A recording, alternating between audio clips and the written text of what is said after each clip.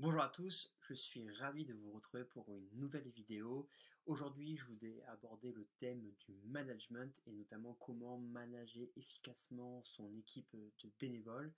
Quand on est président ou même salarié d'une association et qu'on a à la charge une équipe de bénévoles, on a envie de bien faire et très souvent on ne sait pas trop comment s'y prendre parce qu'on a peut-être jamais appris et de deux, c'est des personnes qui sont différentes. Il peut y avoir des personnes d'âge différentes, des personnes de culture différentes, des personnes avec des expériences différentes. Et du coup, très rapidement, on va se retrouver finalement à être bloqué, à être un peu mal à l'aise dans ce rôle de manager alors qu'on a envie de bien faire pour son association. Du coup, j'ai envie de vous partager 10 astuces qui vont vous faciliter la vie dans le management de vos équipes bénévoles et qui vont vous permettre de développer votre association et la mise en place de son projet associatif. Pour ceux qui ne connaissent pas, j'appelle Clément, j'ai créé l'organisme de formation Optimasso. On aide et on forme les bénévoles et les salariés d'associations à diversifier les ressources de leur club pour qu'ils puissent mettre en place tous les projets qu'ils souhaitent et surtout développer leur association et la raison d'être de leur association. Ma première astuce pour manager efficacement son équipe de bénévoles, ça va être d'être un leader. Un leader, c'est pour moi quelqu'un qui a une vision et qui impose sa vision et que du coup tout le monde va partager. Du coup, les bénévoles et les personnes qui vont graviter autour de votre association auront envie de vous suivre grâce à cette vision. Finalement, vous n'allez pas imposer les choses, vous allez plutôt fédérer des personnes autour de ce que vous projetez, de votre vision à long terme. La deuxième astuce, ça va être de devenir un coach. C'est ce qui va peut-être différencier le monde de l'entreprise et du monde associatif, bien que je pense que le monde de l'entreprise devrait peut-être s'inspirer du monde associatif pour ça. En fait, quand on est bénévole, on vient notamment pour s'épanouir dans le monde associatif. Et du coup, en tant que coach, vous allez devoir permettre cet épanouissement. Vous allez finalement amener le bénévole d'un point A jusqu'à un point B. Et ce trajet en fait, s'appelle finalement l'épanouissement. C'est ce qui va faire que le bénévole va rester longtemps, va être fidèle à l'association et va vouloir donner son maximum pour pouvoir la développer. Donc, prenez la posture de coach où vous allez vraiment aider la personne dans son développement. Ensuite, pour moi, c'est un peu le nerf de la guerre du monde associatif, c'est la communication. Alors là, je ne parle pas de la communication externe, là où on communique donc, par exemple sur les réseaux sociaux pour se faire connaître, on distribue des flyers. Je parle de la communication interne, celle qui est interne aux membres de l'association. Ça va être très important pour vous d'arriver à adapter votre discours en fonction de la personne avec qui vous avez en face, de ce que vous voulez dire. On comprend bien que je n'ai pas communiqué pareil si je parle à un ado de 16 ans ou si je parle à plutôt un senior qui a 50 années d'expérience dans le monde associatif. À vous donc d'être agile dans votre communication et ça va être aussi très important d'être transparent. C'est-à-dire que tout ce que vous dites, vous le mettez en place et qu'il n'y ait aucune information qui soit opaque. C'est une raison pour laquelle les associations vont faire moins confiance et même vont peut-être partir parce que justement ils ne comprennent pas bien les choses. Il va falloir montrer l'exemple. Et ça, si vous voulez manager efficacement une équipe, ça va être très important pour vous. Il va falloir, par exemple, adopter rapidement les nouveaux concepts de votre association, les nouvelles lignes directrices, ce que vous voulez mettre en place. Si, par exemple, vous dites, bon, ben maintenant, on va faire des cours en Zoom, donc c'est d'actualité, ben peut-être que vous, la réunion, il va falloir commencer à essayer de la mettre en place avec des visios. Il va falloir que les outils que vous donnez à cette personne, vous les utilisez aussi. Pour montrer l'exemple, et pour moi c'est très important, il faut aussi tenir ses promesses. Tout ce que vous allez dire, il va falloir le mettre en place ou le tenir. Et ça, c'est vraiment très important. Ensuite, il va falloir adopter la vulnérabilité. Vous ne pouvez pas faire tout bien. Et au contraire, c'est pour ça que vous avez une équipe de bénévoles autour de vous. Et du coup, c'est grâce à cette équipe que vous allez avancer. Il va falloir reconnaître quand vous avez tort, parce que ça va arriver et ça arrive à tout le monde. Et surtout, le fait d'avoir tort, il va falloir aussi mettre en place des des processus qui vont permettre de pallier à ces erreurs et de ne plus jamais les recommencer. Le pire que j'ai pu voir et qu'on voit assez régulièrement, c'est le président qui se trompe et dit moi si c'est comme ça, de toute façon j'arrête, je m'en vais. Je trouve que là c'est dommage d'avoir ce discours-là au lieu d'avoir un discours qui dit écoutez, voilà, on s'est trompé, je me suis trompé, bon mais maintenant on va mettre ça en place pour que ça n'arrive plus et on va aller vers l'avant. Ça pour moi c'est un vrai discours de leader, un vrai discours de manager, quelqu'un qui veut aller vers l'avant, quelqu'un qui est positif.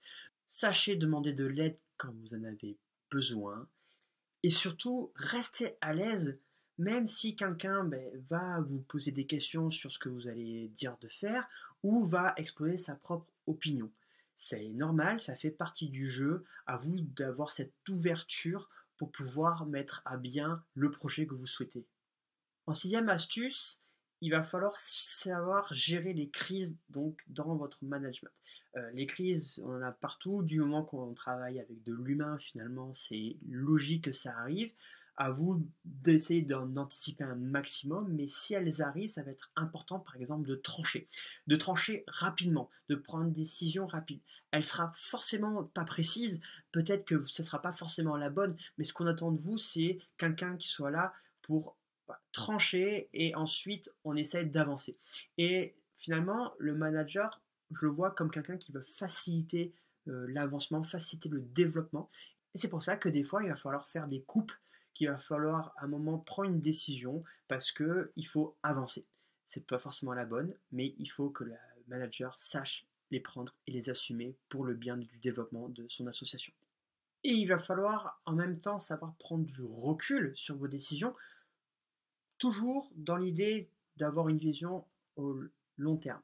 Tout ce que vous allez finalement prendre comme décision, ça va servir le futur de votre association, un futur peut-être sur 4 ans. Vous allez devoir constamment instaurer la confiance dans l'équipe. La confiance que l'équipe mettra en vous, donc dans la prise de vos décisions, mais aussi la confiance que vous allez mettre dans votre équipe, notamment en déléguant des tâches, en essayant de tirer le meilleur de chacun. Plus chacun aura confiance en l'autre, plus l'équipe sera efficace, plus les projets seront réalisés avec brio et plus vous allez voir que votre association va se développer et de façon autonome. Quand on est dans une association, j'en ai parlé tout à l'heure, vous allez devoir donc parler à peut-être des ados ou voire à des seniors. Sachez que vous allez devoir manager la diversification, c'est-à-dire composer des groupes qui sont finalement très disparates et devoir adapter votre management à chaque personne. Ça va être important parce que peut-être que vous allez devoir manager des salariés et des bénévoles dans un même groupe. Peut-être que vous êtes un bénévole et que vous allez devoir manager un salarié, ou peut-être même que vous êtes un salarié et que vous allez devoir manager d'autres salariés ou des bénévoles. Et donc, on voit bien que chacun va être différent, chacun va venir d'horizons différents, et du coup, c'est à vous d'être agile dans ce management pour que le groupe fonctionne et qu'il y ait une cohésion de groupe. Pour l'avant-dernière astuce, pour moi, elle est aussi importante parce qu'elle est surtout d'actualité, c'est comprendre les nouvelles technologies. On parle tout le temps de l'évolution du monde associatif, quelle forme, quelle tournure, quel virage va devoir prendre l'association dans les années 2020. Et finalement, moi je crois que l'enjeu va être aussi dans le digital, on en a de plus en plus. On a dû prendre un virage forcé depuis la crise sanitaire. Un manager doit faire la veille et doit aussi prendre les devants sur les nouvelles technologies à sa disposition. Alors attention, il ne faut pas mettre des technologies pour mettre des technologies. J'entends pas mal de monde qui dit « Oh, on va utiliser Trello, vous allez voir, c'est génial. » Mais finalement, ça va nous prendre plus de temps à nous servir de ce logiciel que ce que ça va nous permettre de nous faciliter le travail. Donc, c'est pas utiliser de la technologie pour en utiliser, mais par contre, avoir l'outil Zoom, utiliser des groupes WhatsApp pour pouvoir mieux communiquer, avoir un réseau social pour communiquer sur son association, utiliser une boîte mail efficace. Pourquoi pas utiliser des fichiers collaboratifs sur Google. Moi, c'est ce que j'utilise. J'ai fait quelques tutos dessus. Vous pouvez les voir dans mes vidéos. Voilà. Ça, pour moi, un manager devrait les maîtriser. S'il ne les maîtrise pas, il devrait se former pour pouvoir les maîtriser parce que c'est des compétences qui vont être importantes. Être actif dans les nouvelles technologies, faire de la veille sur les nouvelles technologies, mais surtout savoir quelle nouvelle technologie je peux utiliser pour le bien de mon association. Et pour finir, la dernière astuce, c'est celle de mettre en avant l'intelligence collective. Tout le monde connaît le dicton seul on va plus vite, mais ensemble on va plus loin. Je crois que comme sur une équipe de foot par exemple, c'est la somme des individualités qui fait l'équipe. On en a vu, on a eu plein d'équipes, alors je peux prendre le foot, mais le basket, avec des individualités des meilleurs joueurs du monde, mais finalement derrière, ben, l'équipe elle ne performe pas. Et au contraire, on a un entraîneur, on a un coach manager qui lui arrive avec son équipe, une équipe de jeunes, à les souder entre eux et finalement à surperformer alors qu'on ne les attendait pas. Quand vous allez manager des équipes, sachez tirer le meilleur de chacun, sachez vraiment faire confiance en chaque individualité.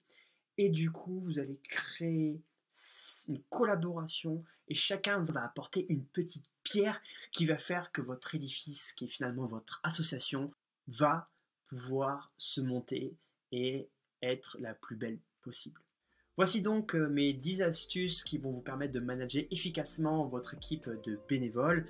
Alors ça peut être bénévoles ou salariés, ça peut être aussi des personnes en service civique, ça peut être des personnes en alternance. Je ferai une vidéo sur les différentes ressources humaines du monde associatif. Mais en tout cas, si vous en appliquez ne serait-ce que la moitié, vous allez voir que ça va vous faciliter la vie. Vous allez voir que vous allez de plus en plus à l'aise pour pouvoir faciliter le travail de tous les collaborateurs, toutes les personnes qui gravitent autour de votre association et vous allez pouvoir optimiser tous vos projets associatifs. Je vous souhaite une excellente journée, je vous dis à très bientôt pour une nouvelle vidéo.